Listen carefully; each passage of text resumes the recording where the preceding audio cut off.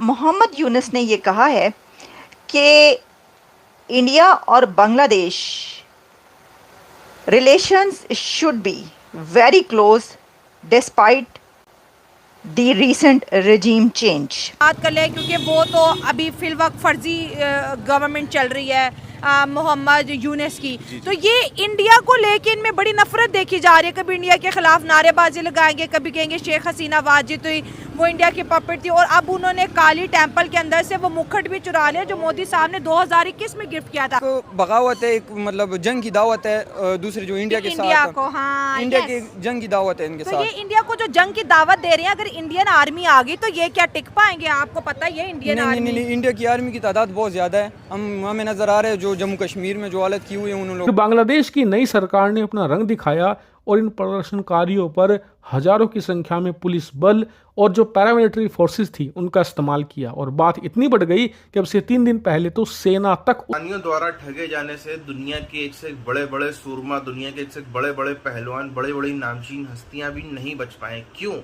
कारण उसका यही है कि पाकिस्तानी जहां इतना सा उनको मौका मिल जाए तुरंत वहां पे पैसे के मामले में झपट्टा मार देते हैं।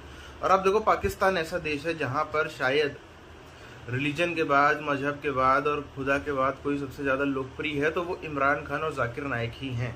ऐसे देश में जहाँ पर आप जो है वो मेन सुप्रीम डीटी के बाद किसी को मानते हैं तो एक नेता को और एक रिलीजियस लीडर को, यानी कि इमरान खान और जाकिर नाइक को आप मानते हैं, वहाँ पर भी अगर आप उनको ठगने का मौका नहीं छोड़ रहे हैं तो ये दर्शाता है फितरत को।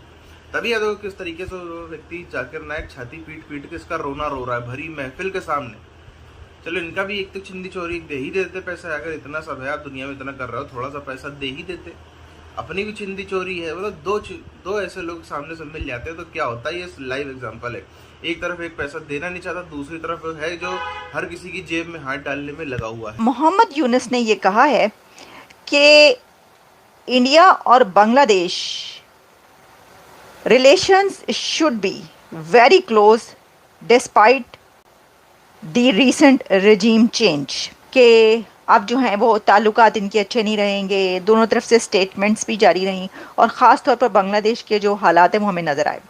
अच्छा, अब इसके ऊपर उन्होंने एक तो इस स्टेटमेंट से ये पता चलता है कि मोहम्मद यूनुस साहब को ये समझ आ गई है कि इंडिया की मदद के बगैर बांग्लादेश की इकॉनमी का चलना इतना आसान नहीं होगा।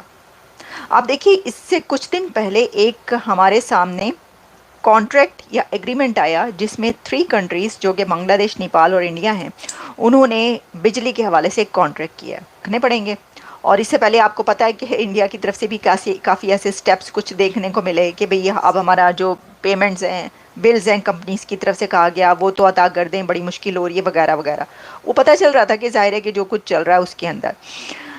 और फिर साथ ही बांग्लादेश ये भी देख रहा है कि कोई भी कंट्री हो, अब देखिए ना, अभी के भी देख लें, श्रीलंका से लेकर और लाओस तक, जहाँ जहाँ डॉक्टर जयशंकर या मोदी साहब गए हैं, एक ऐसा कंट्री जो कि आपके नेबर में मौजूद है और वो आप उसके ऊपर बहुत सारी चीज़ों में डिपेंड करते हैं। ये एक डिफरेंट एस्पेक्ट है। और किसी से कर्ज़ लेना या IMF के प्लान में होना या एड ले लेना किसी से, वो एक डिफरेंट एंगल है ने कहा है। इसके अंदर उन्होंने साथ में ये भी कहा है कि जो ये रिजीम चेंज हुआ है, ये इंडिया इससे डिसहार्ट हुआ। जो सिचुएशन रही, जो हालात रहे, वो इंडिया के लिए साजगार नहीं थे, जो कि बांग्लादेश के अंदर जो कुछ हुआ। ये बात उन्होंने कही। लेकिन मोहम्मद यूनुस ने इसके ऊपर डिटेल में रोशनी नहीं डाली, यानी ये नहीं बताया कि कौन से हालात, कौन से इंसिडेंट्स। लेकिन उनका ये कहना था कि दोनों कंट्रीज़ को जो है वो बहुत ज़रूरी है ये कि टाइज क्लोज रहें, रिलेशंस क्लोज रहें। तो इससे तो ये एक अच्छी डेवलपमेंट है। बात कर ले क्योंकि वो तो अभी फिलवक्त फर्जी गवर्नमेंट चल रही है मोहम्मद यूनुस की। तो ये इंडिया को लेके इनमें बड़ी नफरत देखी जा रही है। कभी इंडिया के खिलाफ नारेबाजी लगाएंगे, कभी कहेंगे शेख हसीना वाजिद हुई वो इंडिया की पपेट थी। और अब उन्होंने काली टेंपल के अंदर से वो मुखट भी चुरा लिया जो मोदी साहब ने 2021 में गिफ्ट किया था। बेसिकली वहाँ पर स्टेट की रेट नहीं है, एक इंटरिम गवर्नमेंट बैठी हुई है। जो लोग हैं उन लोगों के दिलो दिमाग में ऑलरेडी जो एक हिंदू हेडसेट आइडियोलॉजी है, वो ऑलरेडी वहाँ पर एग्जिस्ट करती है। क्योंकि इंडिया में भी मुसलमानों के ऊपर जुल्म, सेपरेशन वगैरह हमें देखने को मिलती है। अच्छा, जो वहाँ पर खालिस्तान मूवमेंट चल रही है, सिखों के ऊपर जो चीज़ें हो रही है, तो वहाँ से भी सोसाइटी तक सोशल मीडिया का दौर है, आर्टिफिशियल इंटेलिजेंस आ चुका है, इस तरह और चीज़ें आ चुकी है, तो अवेयरनेस तो ऑलरेडी है। वो निकलते हैं जो मिनॉरिटीज़ के रिलीजियस प्लेसेस होते हैं, जैसे कि उनके टेम्पल्स वगैरह है, उसके ऊपर वो हमलावर हो जाते हैं। वही मतलब हालत है, वो माइनॉरिटीज़ में, इसका मतलब बिल्कुल ये नहीं कि उन पर जुल्म किया जाए। हाँ, सही ये है। भी मतलब एक बगावत है, एक मतलब जंग की दावत है दूसरे जो इंडिया के इंडिया साथ, को, हाँ, इंडिया yes। की जंग की दावत है इनके तो साथ। ये इंडिया को जो जंग की दावत दे रहे हैं, अगर इंडियन आर्मी आ गई तो ये क्या टिक पाएंगे? आपको पता ही है इंडियन नहीं, आर्मी। नहीं, इंडिया की आर्मी की तादाद बहुत ज़्यादा है। हमें नज़र आ रहे हैं जो जम्मू कश्मीर में जो हालत की हुई है, उन लोगों पर असर पड़ेगा, असर पड़ेगा, बहुत ज़्यादा असर पड़ेगा। इंडिया इससे सर एक बहुत बड़ी मार्केट बहुत है। बड़ी मार्केट है, और अगर इनकी वो- जो इंपोर्ट एक्सपोर्ट है वो बंद हो जाएंगे बॉर्डर बंद होने की वजह से।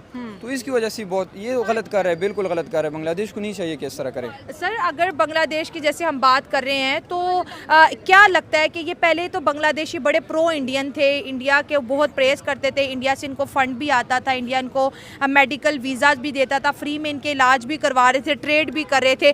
अब ये प्रो इंडिया से एंटी इंडिया बांग्लादेश कैसे बन गई? कौन सी साजिश है जो हर स्फेयर में, हर डिपार्टमेंट ऑफ लाइफ में, हर जगह पर बांग्लादेश और इंडिया के क्लोज रिलेशंस, गुड रिलेशंस होना अच्छा है। यही नेचुरल अलाइनमेंट है। और ये अगर दोनों अलग अलग मूव होते हैं तो ये डिफ़िकल्ट होगा दोनों के लिए। बड़ी बात है, ये सारी बातें उन्होंने कही जिससे पता चल रहा है कि उनको ये पता चलता है कि इससे अंदाज़ा हो रहा है। लेकिन क्या आप ये सोच सकते हैं कि बांग्लादेश इस तरह की किसी सूरत हाल में जो है वो दिखाई देगा जिसके अंदर जो स्टूडेंट्स हैं वो ऐसे प्रोटेस्ट कर रहे हैं जिसमें वो कह रहे हैं कि ब्लास्फेमी के नाम पर, और वो उस जिस तरह पाकिस्तान के अंदर तौहीन मज़हब के ऊपर टीएलपी प्रोटेस्ट करती है, वैसे यूनिवर्सिटीज़ के स्टूडेंट्स बांग्लादेश के अंदर, ढाका के अंदर जो है वैसे प्रोटेस्ट करेंगे। तो फिर बांग्लादेश का बनेगा क्या? फिर बांग्लादेश तो गया। अगर वो खिलाफत चाहते हैं तो फिर तो अफ़गानिस्तान वाली सूरत हाल होगी ना, फिर तो अफ़गानिस्तान बनेगा बांग्लादेश। ये जो बांग्लादेश के अंदर हुआ है सब, इसके पीछे हिजबुल तहरीर के लड़के लड़कियां शामिल हैं, यानी स्टूडेंट्स जो हैं वो उनसे भी ताल्लुक़, उस जमात से या उस ऑर्गेनाइजेशन से ताल्लुक़ रखने वाले लोग भी हैं। तो इससे तो यही पता चलता है कि अच्छा फिर, लेकिन उसके बाद उन्होंने महफूज जो स्टूडेंट हैं जो कि मोहम्मद यूनुस के साथ साथ भी नज़र आए, यानी जो ये जो कुछ हुआ है, ये जो एक मूवमेंट चली थी उस प्रोटेस्ट में वो बड़े आगे थे। अच्छा, अब वो हुकूमत में भी मेरा ख्याल है उनको लाया जा रहा है। तो मैं तो हैरानी इस चीज़ की है, इसके ऊपर हम बात ये नहीं कर रहे कि ये कौन सी जमात है क्या, मैं हैरानी मुझे इस चीज़ की है कि उस मुल्क के अंदर भी जो यूनिवर्सिटीज़ के स्टूडेंट्स हैं वो किसके ऊपर प्रोटेस्ट कर रहे हैं? दाइश जैसा परचम उठाकर वो प्रोटेस्ट कर रहे हैं खिलाफत के लिए। तो खिलाफत वाकई क्या लाना चाहते हैं आप? एक तरफ मोहम्मद यूनुस ये कह रहे हैं कि हमें इंडिया से क्लोज टाइज चाहिए, और दूसरी तरफ ये इस तरह के वहाँ पे वो हो रहे हैं। तो देखिए ये अब क्या होता है। लेकिन मैं समझती हूँ कि ये जो बड़ी डेवलपमेंट सामने आई है वहाँ पर खिलाफत लाने की या उसको अफ़गानिस्तान बनाने का, उसमें जो बड़ी सुपर पावर्स हैं, जो ताकतें हैं, हमें देखने को मिला पाकिस्तान के अंदर अब, जहाँ पर एक तरफ वो पाकिस्तानी हैं जिनको जहाँ मौका मिल जाए किसी की जेब लूटने में नहीं पीछे हटते, जरा सा इनको पैसा आप दिखा दो, ये वहाँ पे पैसे के मामले में झपट्टा मारने में लग जाते हैं। और दूसरी तरफ ऐसा व्यक्ति है जो फ्लाइट तक के अपने पैसे नहीं दे सकता। अब जिस हिसाब से जाकिर नाइक साहब का रहन सहन है, जिस हिसाब से हज हाउस के लिए वो चिंतित हैं, हज की ज़मीनें, पूरा हज इकोसिस्टम के लिए, वक्फ बोर्ड के लिए वो इतना, आप देखो वक्फ बोर्ड के लिए इतना चिंतित है कि वक्फ बोर्ड में क्या हो रहा है, वक्फ बोर्ड के बाद अरबों की ज़मीन है। तो इतना आपकी कमाई है, इतना आपका सब कुछ है, इतना आपके अरबों खरबों डॉलर वाले आपके क्लाइंट्स हैं, सोर्सेज है, उसके बाद भी आप फ्लाइट तक का पैसा नहीं दे पा रहे। तो ये आपकी भी मेंटेलिटी को दर्शाता है कि क्या आपकी मेंटेलिटी है। सामने वाला चलो जो है ही वो है, सामने वाला तो वो तो जरा सा मौका मिल जाए वो किसी को ना छोड़े। वो तो अगर मजहब के सबसे बड़े लोग पैगंबर से कोई भी आ जाए, उनको भी शायद जो है वो पैसा कैसे छीनना है, पैसा कैसे रखना है, वहाँ भी शायद पाकिस्तानी ना रुके, ऐसी स्थिति है। क्योंकि आप देखो ना, जाकिर नाइक को पाकिस्तान में नहीं मानेंगे तो और कहाँ मानेंगे? पाकिस्तान में इतने ज़्यादा फ़ैन है, फॉलोअर्स है, वो व्यक्ति रह भी रहा है पाकिस्तान में, अब तो लगभग 15-20 दिन होने वाले हैं।